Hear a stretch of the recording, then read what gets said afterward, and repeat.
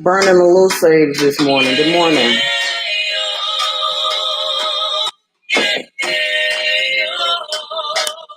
Yes.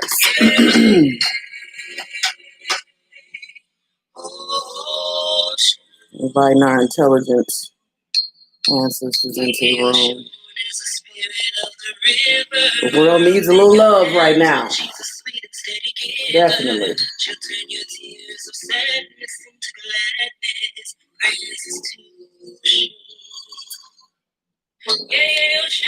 All right. Still trying to gather myself. Give me a minute. I want to talk about my trip to Tanzania.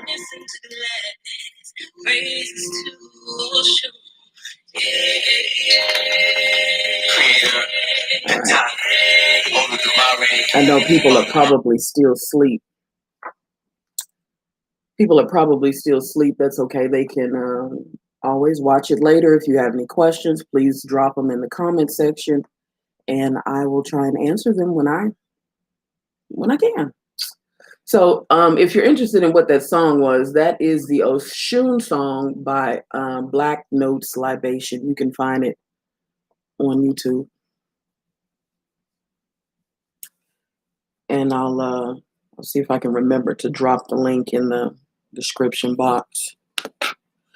I've been trying to get this video out for the longest, but man, shadow banning is real on these YouTube streets, for real. I couldn't put it in a video. It was just too much information. So I have to go live. So recently, I took a trip to Tanzania with my husband just to kind of get away from the craziness here in America. It was my birthday, our anniversary, and so we went to celebrate, right? Holiday. And I love Africa. Is my favorite travel destination. So I wanted to kind of share with anybody who may be considering expatriating to Tanzania, and you've never been there.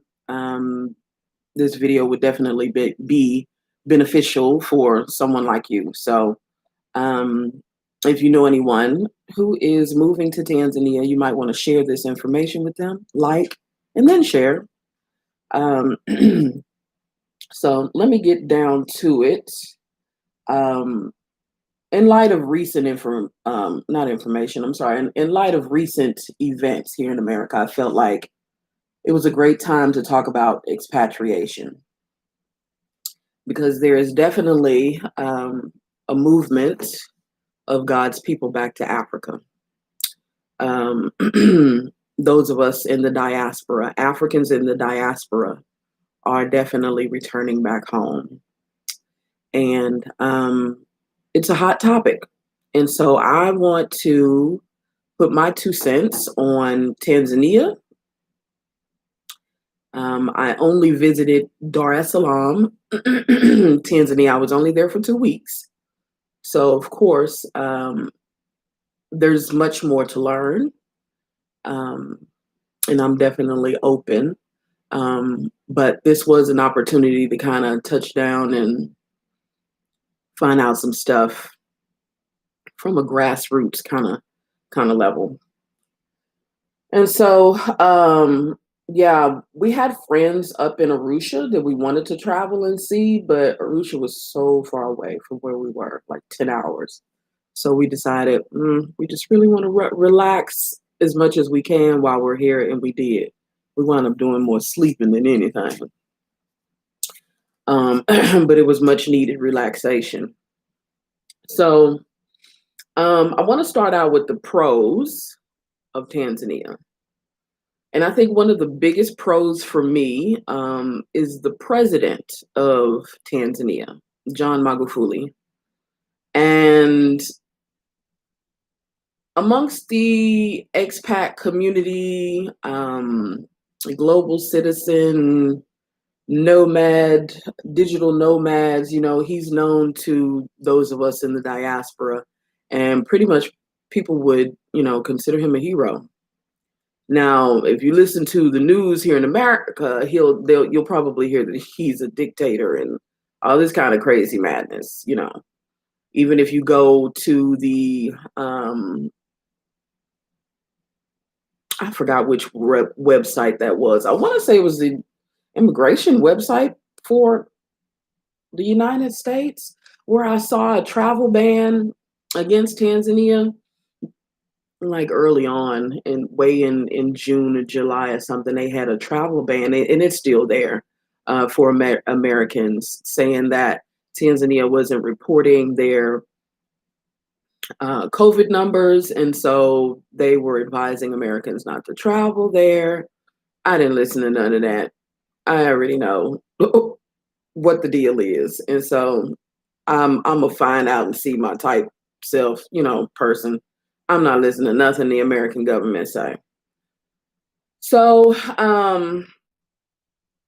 I'm very impressed with John Magufuli. Like in my book, His Excellency, I would call him a hero.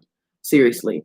When people like to talk about the corruption in Africa and all these, presidents that don't care about their people, you can't say that about John Magufuli.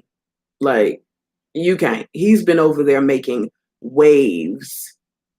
He's been making waves, and he just got elected for another 4 years. So if you like his politics, you probably better plant some type of flags in Tanzania while he's there, while the getting is good. Because I don't know if the Tanzanian people will have it that good after he's gone, because he's definitely one in a million in my book. And when you see African presidents that are doing the right thing, you have to put them on a pedestal and highlight them and show, somebody getting it right, so that other African leaders can take note. And so I'll tell you what I mean. So one of the things that intrigued me about Tanzania was because I was very disappointed at Ghana's approach to the pandemic. I felt like they were playing the game. And so quite a few African countries received a relief fund from the United States for the pandemic. And those that took the money, now you can see they're playing the game. And to me, in my opinion, Ghana was one of those countries. And it just kind of disappointed me because you just did this big political campaign inviting us back home, and then you make it difficult for us to come into the country. Some people will say it's not a big deal, it's just a COVID test. I guess it just depends on how you see it. Welcome. All right. United Arab Emirates. Okay. I see you. So, yeah, pretty much just depends on how you see it. And so John Magufuli's approach to the whole pandemic was totally different. And that's what kind of grabbed my attention and I wanted to know more about Tanzania. So there was this viral video of him testing non-human things like fruit and goat. I think it was even like motor oil, something like that. Testing them for COVID and labeled them like a human, with information, labeled them for the lab, and they all came back positive for COVID. So then he launched an investigation because with that information, along with the fact that he was having so many people that were asymptomatic, having no symptoms, but testing positive for COVID, that was another thing that struck his attention. And then he launched this investigation like something ain't right. So in this video that went viral, he was, you can find it on YouTube too. In this video, he was addressing the Tanzanian people and basically telling them that um, he launched his own investigation. He didn't agree with what the World Health Organization and the CDC was talking about, and he told them about his findings and how he just felt like locking them down would definitely be a death sentence for Africans. You know, African countries necessarily, in my opinion, either should not take that approach because they just can't. It's a different world over there. Like over here, we got a government that will give us stimulus checks, even though we may not agree with this how much the stimulus is, but we got a government that will somewhat financially support us. And we can always go online and find jobs, if we can't find jobs out in the field. It's not that way in Africa. So to lock down the population could literally be a death sentence. And so when he didn't take that approach, I was like, wow, okay. Um, but when I got to Tanzania, I was able to interview a couple Tanzanians about it.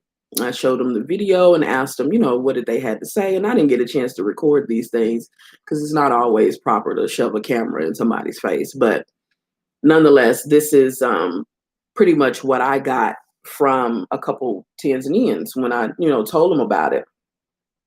And they said that also during that time in that video, he went on to say, whatever I didn't get from the video itself, they were elaborating on it.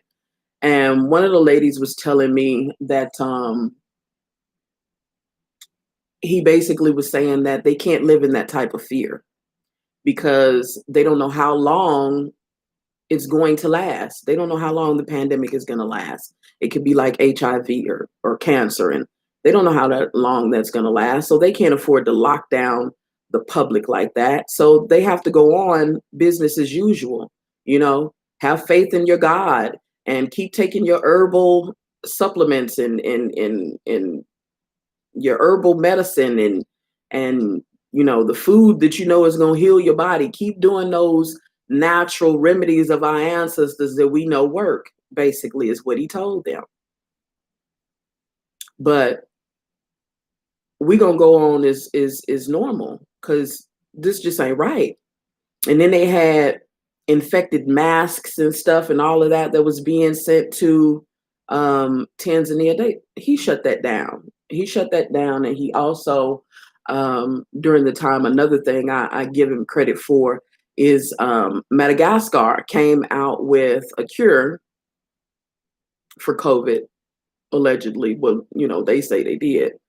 And they too got on America's bad list for going against the grain during this pandemic. And so he got some of that herbal medicine from Madagascar, and now he's testing it to see if it's safe to distribute to his people. But he basically told them, that we finna go business. I mean, we finna do just business as usual. I'm gonna continue to look for a cure, but we don't know how long this is gonna last. We can't afford to stay locked down like that. So I applaud him for that because he could have took the relief fund money and played the game like everybody else. There's neighboring countries like Kenya that's playing the game. And so after being in Tanzania for a while, I'm not so sure that there's no COVID, right? It's just that they're taking a different approach. Now, I do know that viruses have a hard time growing in warmer climates. Like even here in Texas, where I live, the virus kind of slowed down during the summer months. And so I think that's one reason why, with Africa's so called poor healthcare system, um, it hasn't just run rampant like other diseases, is because of the climate mostly. And so, um, one of the biggest things that impressed me about the whole COVID thing was like when we got when we left from the airport, there was this little trash can. I literally had to do a triple take. Like it wasn't but a few words, but I had to read it several times to make sure I was reading what I was reading. And it basically just said, take your mask off and drop it here. I was like, what? Eh, eh, Ooh, dunk shot. Did a dunk shot. Yes. Okay. I see you, Tanzania. Y'all really doing your own thing over here. Now, I did notice after going around, like I said, I only went around Salaam. But some of the foreign businesses, I see people wearing masks, foreigners wearing masks in the foreign businesses. But as far as Tanzanian people, they ain't studying Roma. Now, um,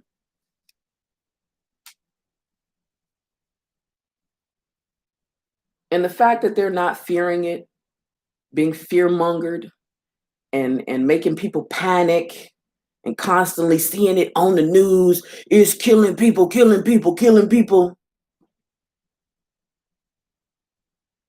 When fear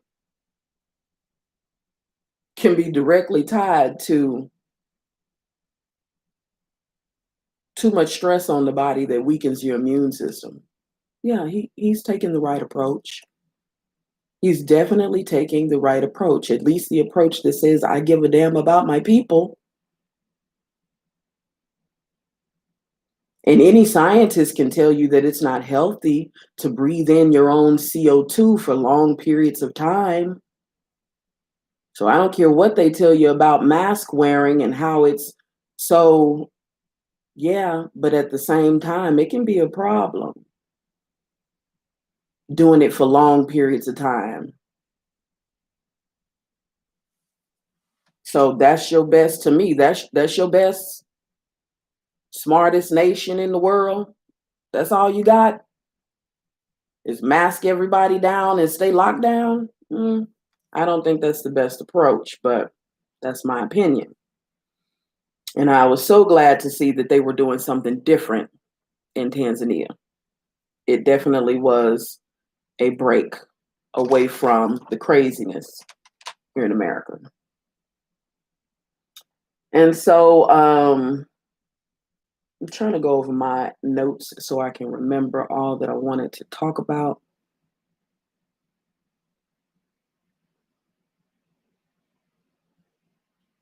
Another thing, another pro, I would say,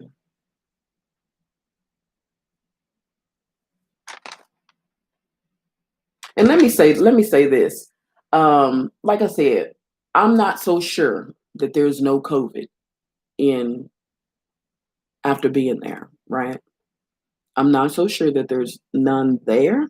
It's just that the approach that they're taking to me is the response that needs to be taken.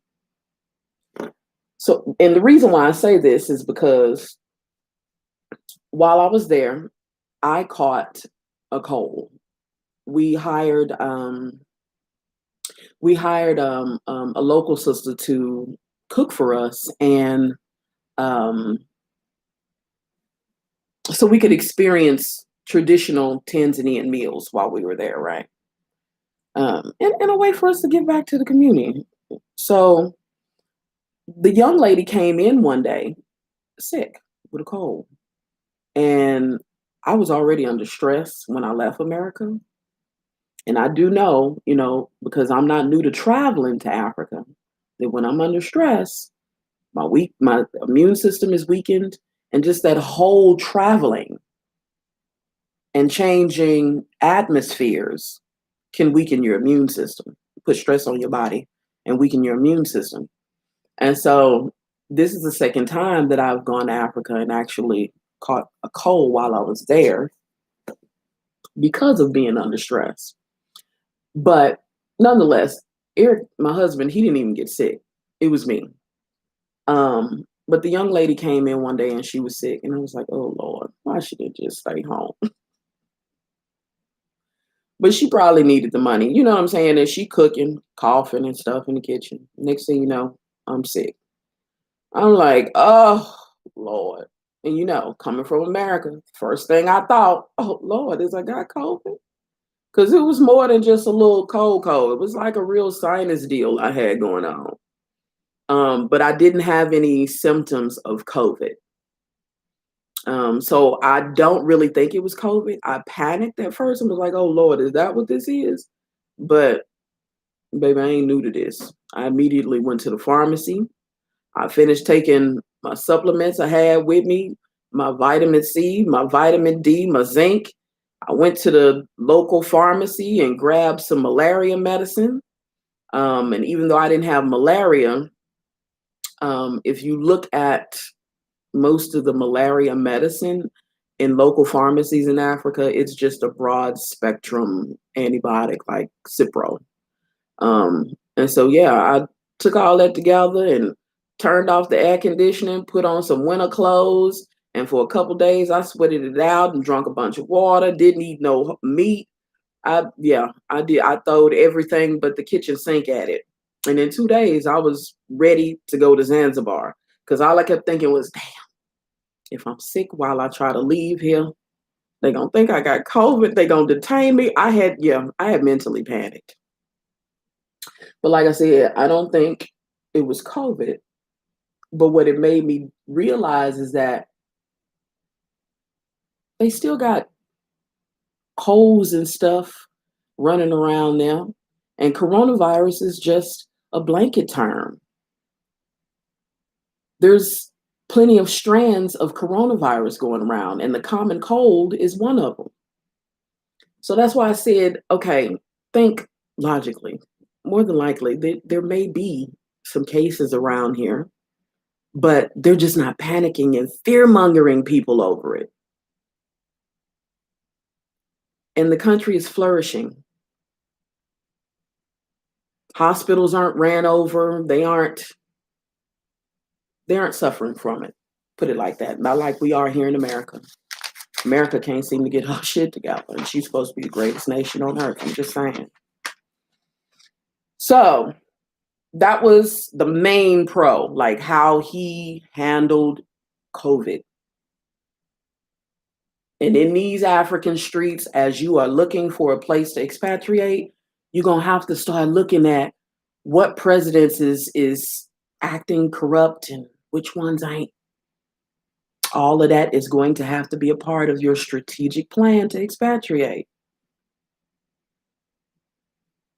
So another pro for those who have children that may be expatriating to Tanzania, I thought it was so cool to find out that he recently took all the white history out of the schools and replaced it with black history. Did you guys say it? That's gangster. That's gangster. And it's powerful. To take your oppressor's curriculum from brainwashing your children and empower them with their own history, that's gangster. Okay. That's all I got to say. So another pro about Tanzania I liked is that, to me, the red carpet that they rolled out for Africans in the diaspora during such a crisis time for us. when we are literally fleeing these Western countries looking for refuge within Africa. Now, I don't want to make it seem so desperate either, because a lot of us are full aware of the big picture. And this is also a reversal of the brain drain of Africa. If you follow the African Union's agenda for 2063, you'll also know that this is strategically planned as well. So, how I felt like they rolled out the red carpet for us was that they made it really easily accessible to get into the country when other countries are having all kinds of restrictions for Americans, and rightfully so. Look at the infection rates over here. Now, we could argue whether they accurate or not, especially when you got, oh, let's say her name, Dr. Susan Moore. That story was atrocious. How they killed that woman by denying her proper treatment. Don't let me get off topic. So Tanzania, their visa process is very easy. Online, you go in, you fill out the application, you upload your documents, pay your little fee, boom, in a week, you got your visa. And they're not requiring any kind of COVID test. Now, the trick to that is somehow the American government has punked the airlines, and the airlines are the ones who are demanding COVID tests. So, like, a lot of the stops coming from America stop off in Ethiopia before you get taken to whatever country within Africa that you go into. And so in Ethiopia, they asked us for our COVID test. Luckily, we had it. But if you look at Tanzania and you get information from Tanzania, they don't require a COVID test. But you're going to have to show COVID results before you get there. Now,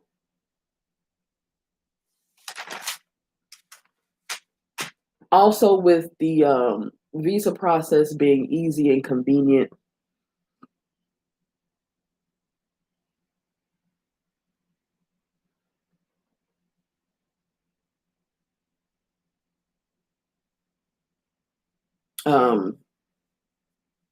yeah, just opening up your country during a time like this for us, in spite of, especially with you launching this investigation and finding out that our government is full of shit. Yeah. Opening the door for us that are seeking refuge. I applaud it. I applaud it. And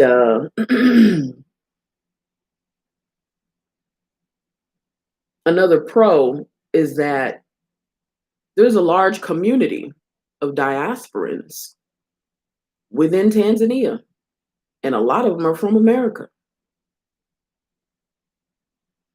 And they're organized.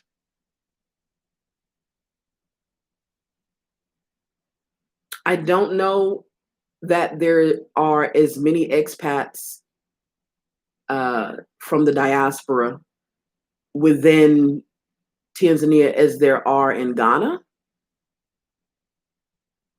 but they're definitely there in a good size number.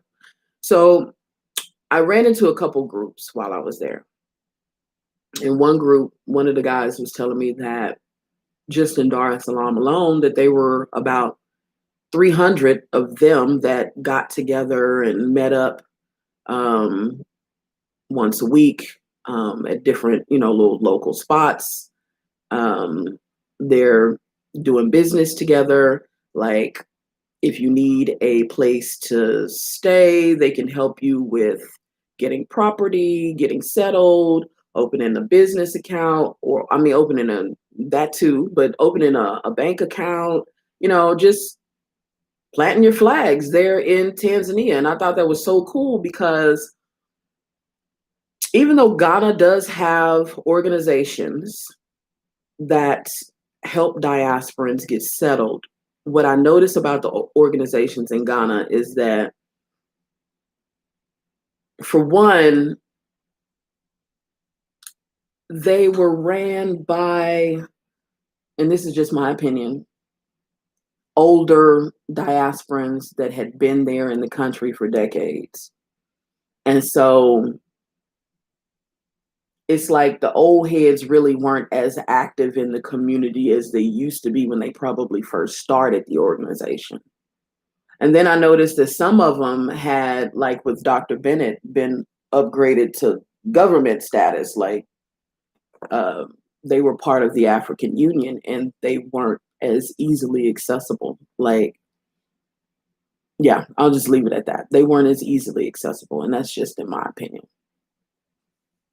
Um, so yeah, I guess what I'm trying to say is that, yes, those organizations are there, but to me, they weren't as active or as organized as what I saw in Tanzania.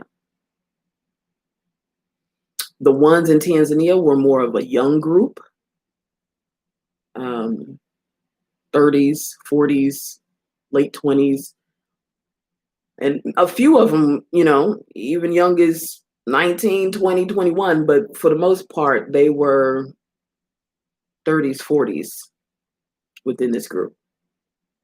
And I just thought that that was so cool. And it is very important when you are expatriating to an African country. And then with today's technology, it's been made so easy to link up with people on the African continent through social media and stuff. I definitely would recommend, if you're expatriating to any African country, get on these social medias and see if you can find groups of expats already in that country and link up. Don't go to Africa with a little bit of money by yourself with no resources. You'll suffer. You will. You'll have a hard time trying to adjust. If you can get in these communities like this, in one way, I'll tell you, like people who are on YouTube, that are vlogging, contact these people and see if you can get in touch with, I'm sure they know of these diasporans that are linking up in these countries. You need that resource because, for one, you're in a strange place and you don't even speak the language. So you're going to need somebody who speaks your language to avoid being overpriced as a foreigner, to understand the processes of finding a place. And it's different than here in America. So you need to be able to talk to somebody that speaks your language. It'll definitely make your transition a whole lot easier. And so definitely I was impressed with the expat community. Part of that expat community was a little community of Rastas. I even posted a little video about it too, my trip to a restaurant called Rasta Land. And I had a really good time when I was there. So hopefully you get a chance to check out that video. Another pro is, I don't know about all of Tanzania, but Dar es Salaam, before I got there, I heard that it was called the New York of East Africa. After being there, I can agree with that. I can agree with that.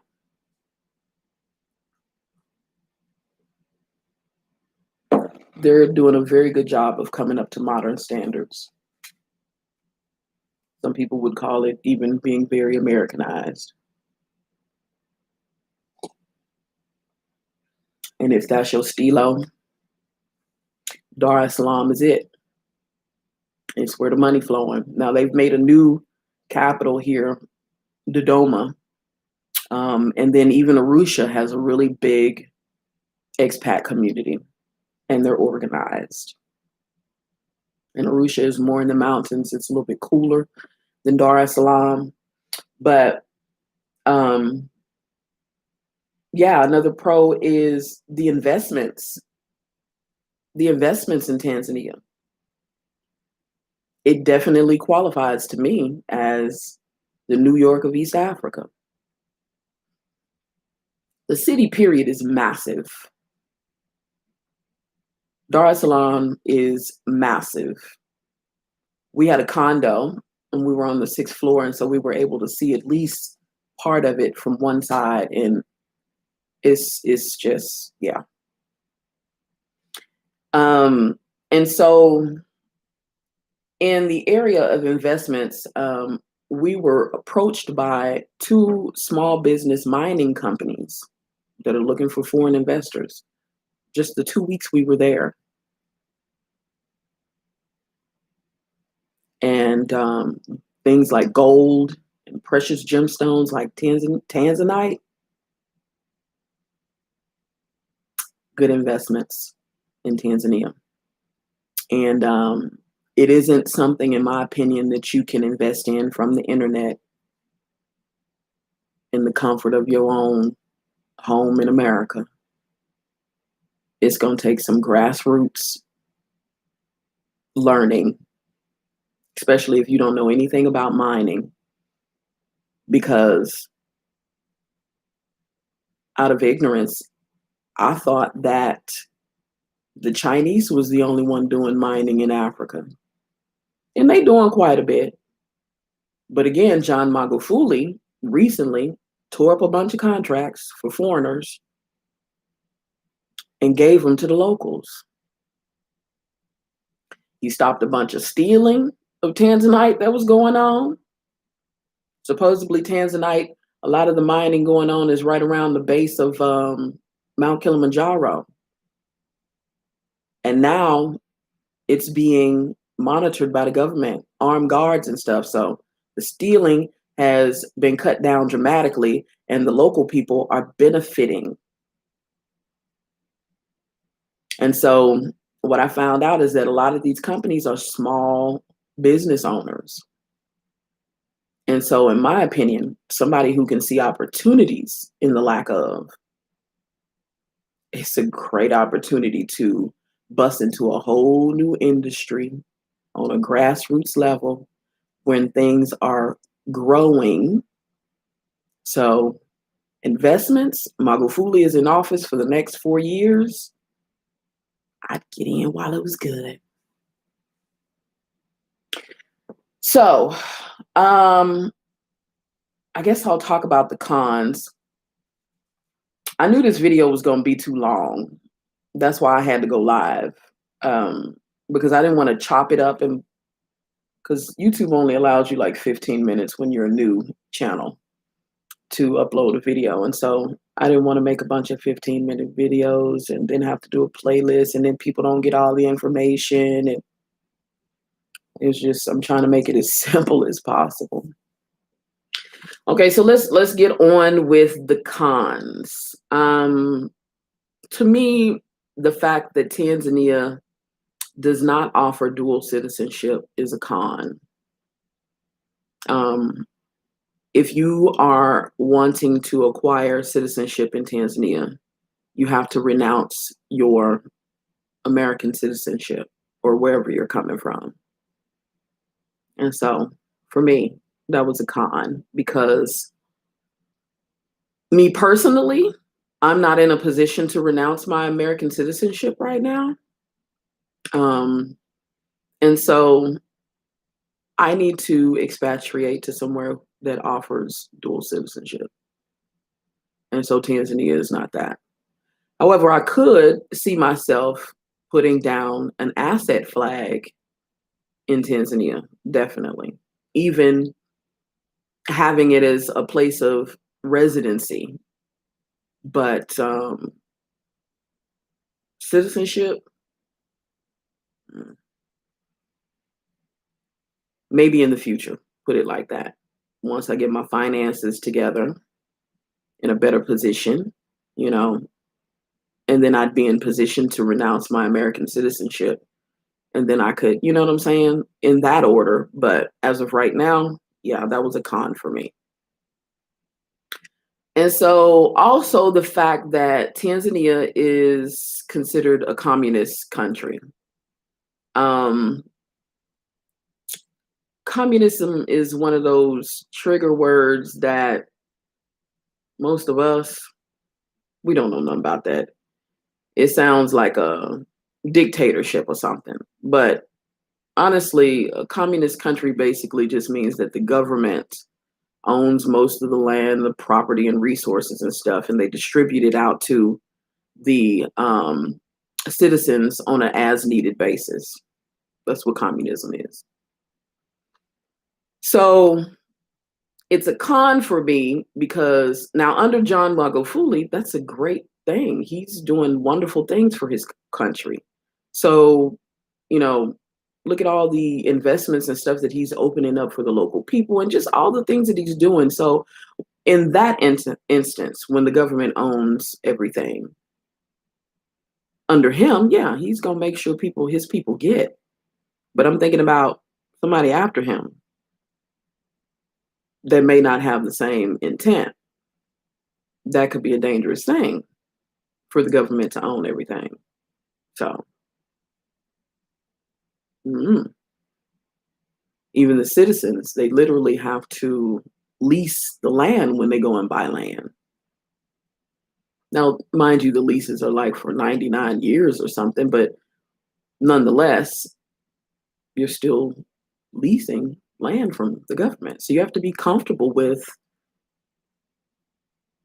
that idea. Now, does that mean that that would be a no-go for me? No, I just thought that was a con, in my opinion. Um, Number three, yeah, the hustle is real. The hustle is real. Uh, in Dar es Salaam, it's a hustling, bustling city. The hustle is real. So, like I said, me, somebody who has traveled Africa pretty much around, I know that I know when I see symptoms of poverty. I may have been initially shocked the first time I saw it, but I grew up in the hood and I'm able to make correlations with what I see in Africa with what I saw growing up in the hood. And poverty is by design. Let's not get that twisted because most white people have a core value that Africa and its people must stay poor. It is absolutely vital for the prosperity of white people everywhere. That is a core value. That's why you have a systemicness of racism that is reached globally. It's because they all on code that Africa and its people need to stay poor in order for the rest of us to prosper. So we got to keep getting that coltan from the Congo. We got to keep raping the coltan from the Congo so we can keep having all these modern technologies. That's just the name of the game. And I hope ain't nobody surprised. It's time for us to stop playing possum. We not surprised. We know that. We know that. We just comfortable with crumbs from Master's table. We so comfortable we don't even want to share our crumbs with each other. But we out here hollering Umoja, Fuji Chagalia. Getting off subject. So the hustle is real. That was one of the cons that I noticed. The hustle is real. And so you can see symptoms of poverty, right? Where people want to high price things for foreigners and things of that nature. That's all over Africa. So y'all might as well stop complaining about that and quit acting like, especially us born in America, stop acting like you ain't never seen that before. Because when you go in the hood, there are certain places that if you don't belong, you can get got for something.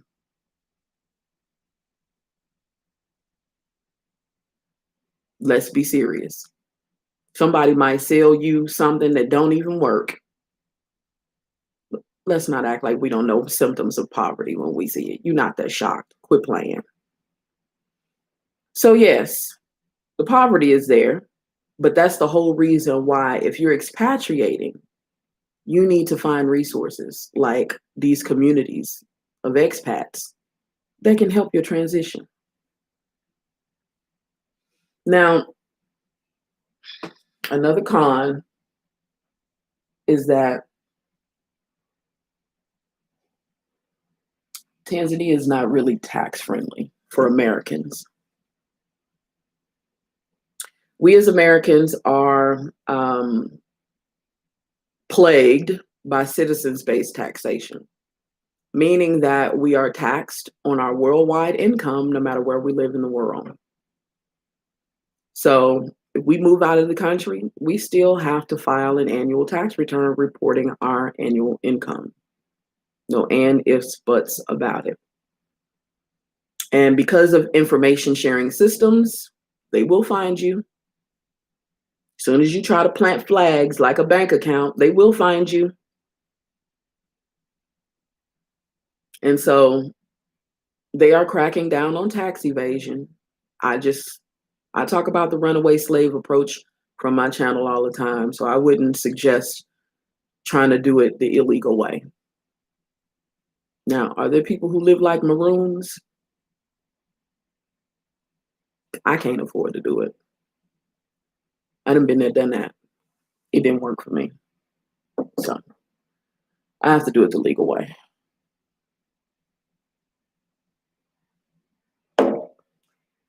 And so Tanzania is one of those countries where you will be double taxed. You'll be taxed if you're trying to get residency and citizenship through naturalization, where you're staying in the country, for years. You'll be double taxed living in Tanzania. So if you buy a home, you get a bank account, you buy land, you start making income there in the country that doesn't come from America. I mean, rightfully so. If you stay in anybody's country, you need to pay the taxes there. But the problem is we as Americans, because we're taxed from America, we'll wind up being double taxed living in Tanzania. Excuse me. Now, there are all kinds of tax breaks that have to do with your income and your housing that are offered by the IRS that you can take advantage of to help lower your taxes, your American taxes. But Tanzania is not a tax treaty. So for anybody making less than $100,000 a year, it's not the most friendly tax country, put it like that. Let's see. And I'm giving pros and cons for a balanced analysis. This is nothing personal. I'm just trying to give information from my perception. Okay, so the last con. Ooh, Tanzania. The stairs. Mm, mm, mm, mm. This was definitely a con for me and my husband. So I did my little research, on YouTube about the social climate in Tanzania before I went. And so I was warned that Tanzanian citizens are very modest, religious people, and you shouldn't dress too provocative because you can get stares. I don't know how true it is, but I heard that people have even been chased to put some clothes on. So, knowing this information, I don't dress provocative anyway. At least I don't think so. So I mindfully packed what I thought was accordingly.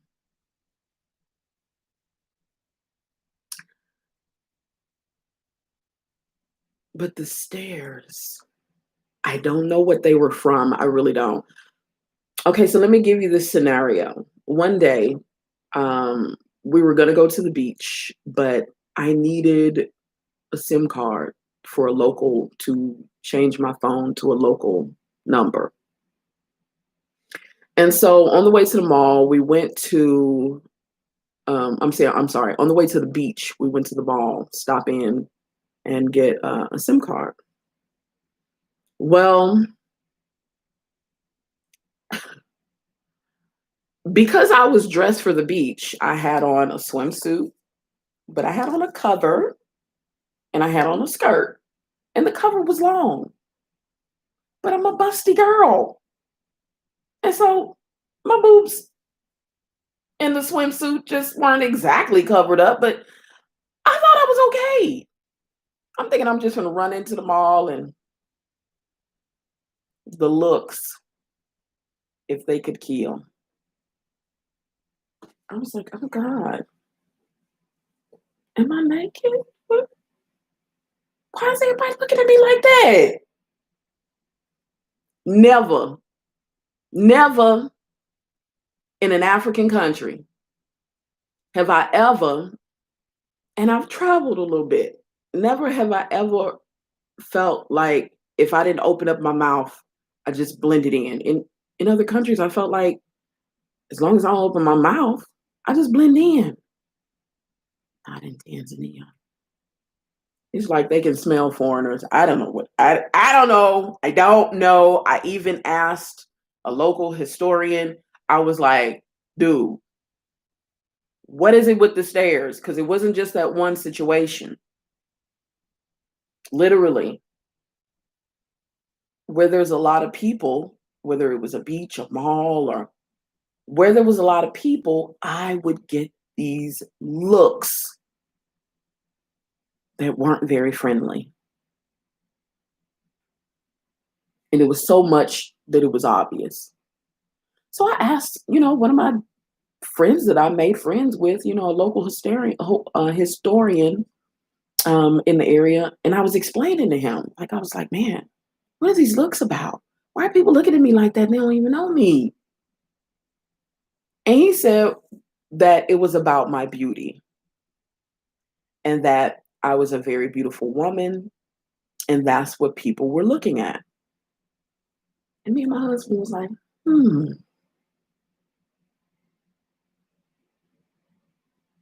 no, no, no, I don't know if I believe that. I don't know if I believe that. No, seriously, because we had went to the casino. He wanted to go do a little gambling and see what the casino scene was like while we was there. So we went to one of the biggest casinos. It was owned by foreigners. We didn't stay too long. But in the casino, we about to get in the elevator, and there's a local lady behind me. She looking me up and down and with this crazy look. It was so, I looked at my husband, he looked at me. It's like, lady had rolled her eyes so long I thought she was gonna fall asleep. I was like, what the hell is she looking at me like that for? I couldn't do nothing but laugh because the exchange of energy, baby, let me tell you something. I may not speak Kiswahili, but I speak body language. And that didn't say nothing about her admiring my beauty. That was clear jealousy. And I was like, wow, I didn't know what that was all about. That was very strange to me. And I was fully clothed. She made me think, damn, was my jeans too tight? What was it? So yeah, I got those kind of looks no matter whether I had on clothes or not, everywhere I went. And then my husband said a lot of women were looking at your hair, but it was men and women looking at me like I was an endangered species or something. I didn't understand. They wasn't even looking at my husband like that. And he a big old, can't miss him. I was just maybe somebody who lives in Tanzania, if they see this, maybe you can explain to me what that was all about. But where I come from, in the hood here in America, when you look at somebody like that, you want to fight. And so for me to experience that for the first time in Africa, I thought that was really strange. I did. I thought that was really strange. But yeah, that was my very last con on Tanzania. Um, Carol White, thank you, sis. I'm packing right now, so opinion is vital to my successful journey. You're more than welcome. That's what it's all about. Um, I've been traveling for a while and been trying to start this YouTube channel, trying to share information with people who are interested in reversing the brain drain of Africa. And like you said, opinions are very vital in this day and time because expatriation is not going to look the same for everybody. So it's not a one size fits all, but definitely there's information now here on YouTube that you can take it or leave it, um, of people vlogging, and just talking about their own personal journey. And so I definitely believe in sharing resources. So you are more than welcome. If I can save somebody the work that I've already put in and add value to your journey, your expatriation journey is definitely my pleasure. So yeah, oh my goodness, we've been going on almost an hour. See, I would have had to make a whole playlist of videos just to try and get all this information out. But yeah, that's it for me, guys. You know how I end all of my videos. Black love is Black power, meaning that our power is in our love, honor, and respect of one another.